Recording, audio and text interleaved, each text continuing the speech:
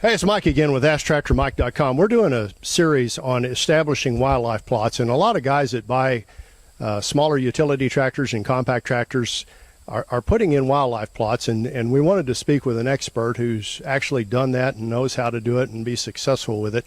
And I'm speaking with Mike Harris. And Mike, we'll plug you again. Tell us about your business. All right. Well, Growing Ideas Land Service. We come in and we'll write a program to help you grow bigger and better wildlife. The ultimate goal is to have a healthier wildlife herd to manage. So, we've talked about the two other steps, and we'll just go briefly over them. You brush hog a few days before you come in and spray, and let's assume we've brush hogged it down, we've sprayed, the grass has turned brown. The last step is the seed to soil contact. Yeah.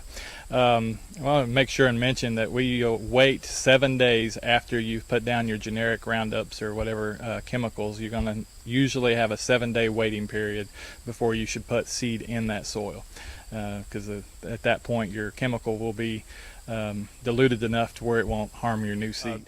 In order to get the seed in there, let's talk about, if I'm on a budget, and a lot of guys are on a budget. They can't afford what we're standing in front of here, and we're going to talk about that. But if I'm on a budget and I can just, maybe I can't even afford a sprayer, and I've got a brush hog, can I get some results if I brush hog it down and then just run a disc or a harrow or something over it and then broadcast a seed? Yes, you can. Again, that we're going optimal results. If we want the optimal results, we're going to do optimal effort. But I can go in and bush hog it down and then disc what's left there in. What I'm going to get in return is some of that weed competition is going to come back a little quicker. But yes, you can get some results.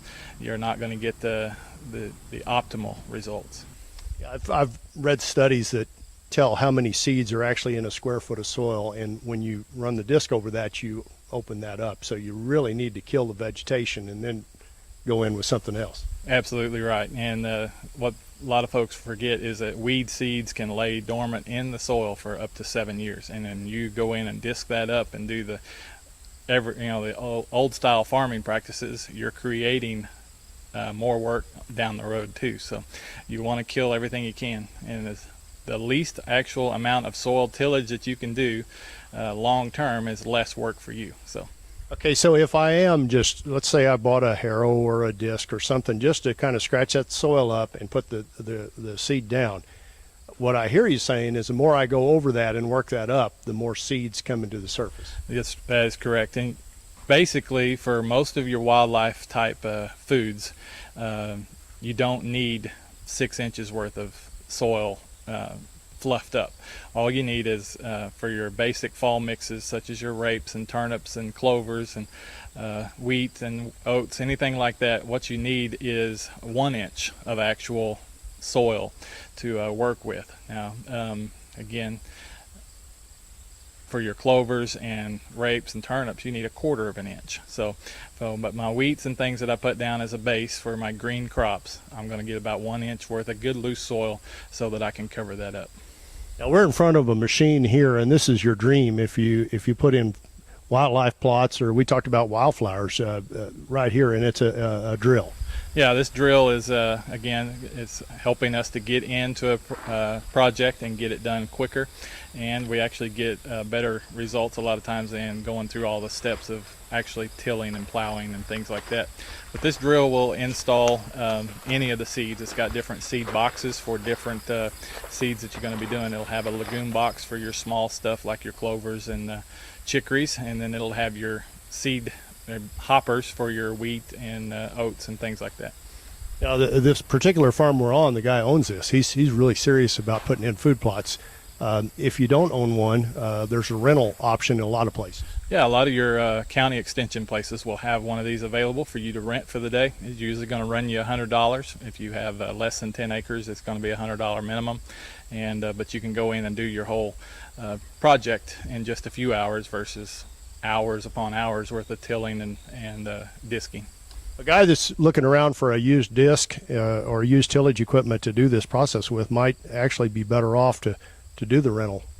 Yeah, if you don't have the equipment already and you don't, if you're only planting once or twice a year, you might be ahead just to go in and get your rental at the county extension office. You sometimes, depending on which county, you'll have a waiting time that you have to do. So call ahead and book it, and you'll be good.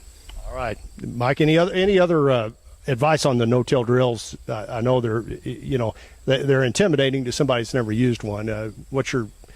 Should a guy be intimidated by one?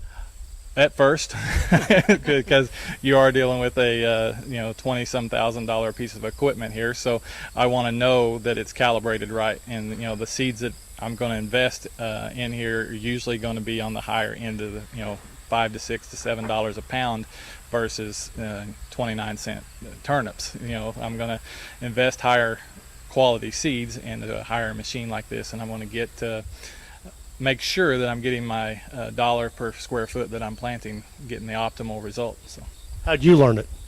Trial and error. So I rented one first and went to the county extension office, got one rented. We come down here actually to this very farm and planted soybeans with it for the first time, and we just kind of learned as we went.